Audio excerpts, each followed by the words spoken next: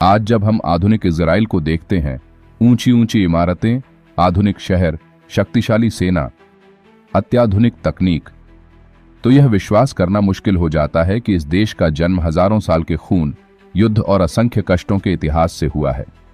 मध्य पूर्व के नक्शे पर एक छोटा सा देश इजराइल, आकार में बहुत बड़ा नहीं, जनसंख्या भी बहुत ज्यादा नहीं, लेकिन इस देश को लेकर दुनिया के सबसे बड़े राजनीतिक और धार्मिक संघर्षों में से एक पैदा हुआ है। इजराइल दुनिया का एकमात्र देश है जो मूल रूप से एक विशेष धार्मिक समुदाय के लिए बनाया गया, और वह समुदाय है यहूदी। लेकिन सवाल यह है, अगर इजराइल यहूदियों का देश है तो 1948 से पहले यहूदी कहाँ रहते थे? वे दुनिया के अलग अलग देशों में क्यों फैले हुए थे? और हजारों साल बाद उन्होंने फिर से इसी छोटे से इलाके को अपना देश बनाने की कोशिश क्यों की? और क्यों आज भी मध्य पूर्व के कई मुस्लिम देश इजराइल को अपना सबसे बड़ा दुश्मन मानते हैं? क्यों ईरान खुले तौर पर कहता है कि इजराइल को दुनिया के नक्शे से मिटा देना चाहिए? और क्यों दुनिया की सबसे ताकतवर देश अमेरिका हमेशा इजराइल के साथ खड़ा दिखाई देता है? इन सवालों के जवाब खोजने के लिए हमें लौटना होगा करीब 4000 साल पुराने इतिहास में। चलो शुरू से शुरू करते हैं।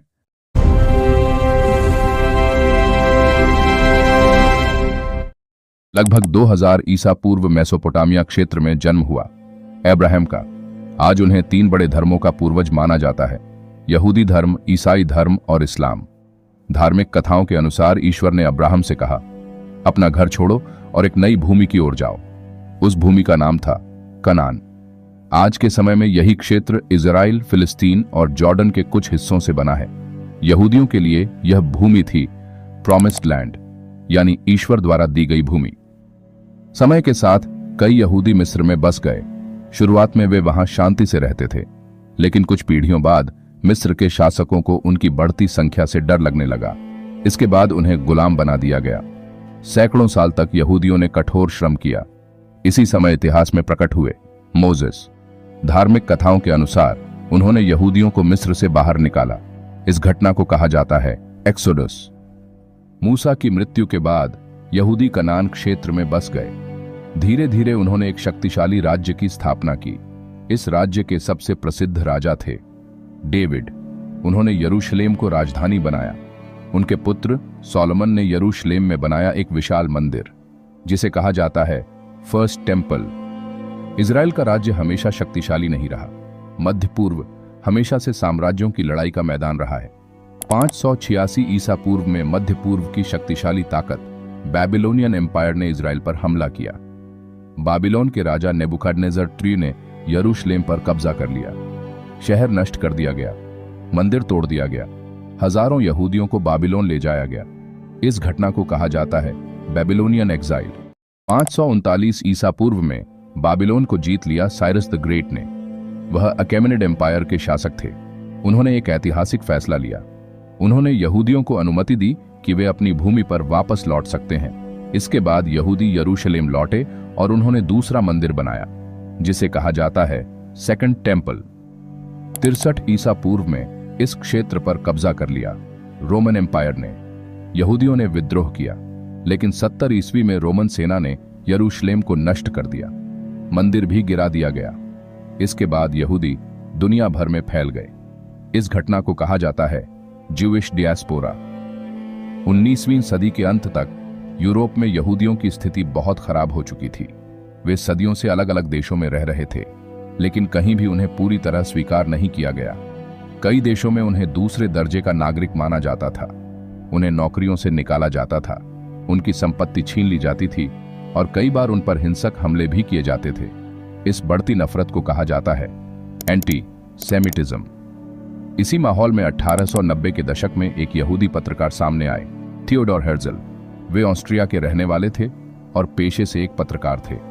शुरुआत में हेर्ज़ल का मानना था कि यहूदी यूरोप में रहकर ही अपनी पहचान बचा सकते हैं, लेकिन एक घटना ने उनकी सोच पूरी तरह बदल दी। यह घटना थी ड्रेफुस अफेयर, फ्रांस।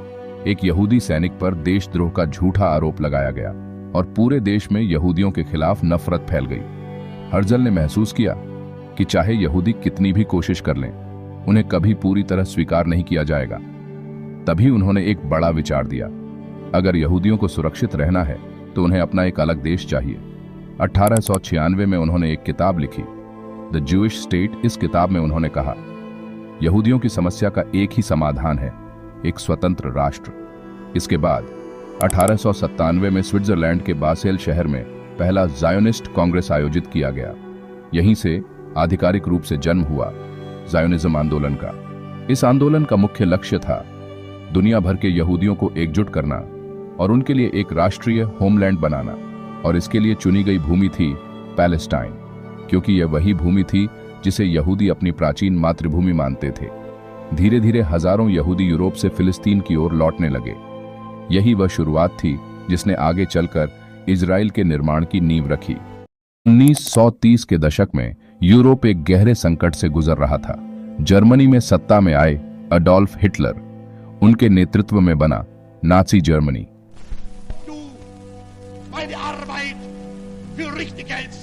हिटलर की विचारधारा बेहद खतरनाक थी। वह मानता था कि जर्मन जाति सबसे श्रेष्ठ है और यहूदी सभी समस्याओं की जड़ हैं। यहीं से शुरू हुआ इतिहास का सबसे भयावह नरसंहार। सबसे पहले यहूदियों से उनके अधिकार छीन लिए गए, उन्हें नौकरियों से निकाला गया, स्कूल और विश्वविद्यालयों से बाहर कर दिया गया, नागरिक अधिकार खत्म कर दिए गए। फिर उन्हें अलग अलग क्षेत्रों में रहने के लिए मजबूर किया गया, जिन्हें कहा जाता था घेट्टो। लेकिन असली भयावहता अभी बाकी थी। द्वितीय विश्व युद्ध के दौरान नाजियों ने शुरू किया फाइनल सॉल्यूशन, यानी यहूदियों को पूरी तरह खत्म करने की योजना। लाखों यहूदियों को पकड़कर भेजा गया कंसंट्रेशन कैंपों में, जैसे ऑश्विट्ज ट्रेबलिंका, जहां उन्हें भूख, बीमारी और गैस चैम्बरों में मार दिया गया। इस पूरे नरसंहार को कहा जाता है द हॉलोकॉस्ट। लगभग 60 लाख यहूदियों की हत्या कर दी गई। यह मानव इतिहास के सबसे भयानक अध्यायों में से एक था। इस घटना ने पूरी दुनिया को हिला दिया और यहूदियों के लिए एक स्वतंत्र देश की मांग और भी मजबूत हो गई। द्वितीय विश्व युद्ध के बाद दुनिया की राजनीति में बड़ा बदलाव आया। दुनिया के देशों ने मिलकर बनाया यूनाइटेड नेशंस। फिलिस्तीन समस्या को हल करने के लिए संयुक्त राष्ट्र ने एक योजना बनाई। 1947 में प्रस्ताव दिया गया, फिलिस्तीन को 2 हिस्सों में बांटा जाएगा, एक यहूदी राज्य और एक अरब राज्य। इसे कहा जाता है यूएन पार्टीशन प्लान। यहूदियों ने इस योजना को स्वीकार किया, लेकिन अरब देशों ने इसे पूरी तरह खारिज कर दिया। इजराइल की स्वतंत्रता के अगले ही दिन 5 अरब देशों ने हमला कर दिया, मिस्र, जॉर्डन, सीरिया, इराक, लेबनान। इस युद्ध को कहा जाता है 1948 अरब इजरायली वॉर। कई लोगों को लगा था कि यह नया देश टिक नहीं पाएगा, लेकिन युद्ध के अंत में इजराइल न केवल बच गया, बल्कि उसने और अधिक क्षेत्र पर नियंत्रण कर लिया। इस युद्ध का सबसे बड़ा असर फिलिस्तीनियों पर पड़ा। लाखों लोग अपने घरों से बेघर हो गए। इसे कहा जाता है नाकबा, यानी महाविनाश। आज लगभग 75 साल बाद भी यह संघर्ष खत्म नहीं हुआ है। मध्य पूर्व का यह इलाका आज भी दुनिया के सबसे संवेदनशील क्षेत्रों में से एक है। मुख्य विवादित क्षेत्र हैं गाजा, वेस्ट बैंक और यरूशलेम। इन क्षेत्रों को लेकर इजराइल और फिलिस्तीन के बीच राजनीतिक और सैन्य तनाव जारी है। 1979 की आयरानियन रेवोल्यूशन के बाद ईरान की नई सरकार ने इजराइल को अपना दुश्मन घोषित कर दिया। आज ईरान मध्य पूर्व के कई इजराइल विरोधी संगठनों का समर्थन करता है, जैसे हेजबोला और हमास। अमेरिका और इजराइल दूसरी तरफ इजराइल का सबसे बड़ा सहयोगी है यूनाइटेड स्टेट्स।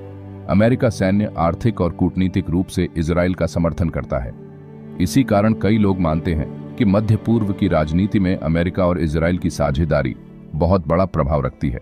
इजराइल की कहानी सिर्फ एक देश की कहानी नहीं है, यह है धर्म की कहानी, राजनीति की कहानी, पहचान की लड़ाई और सत्ता के संघर्ष की कहानी।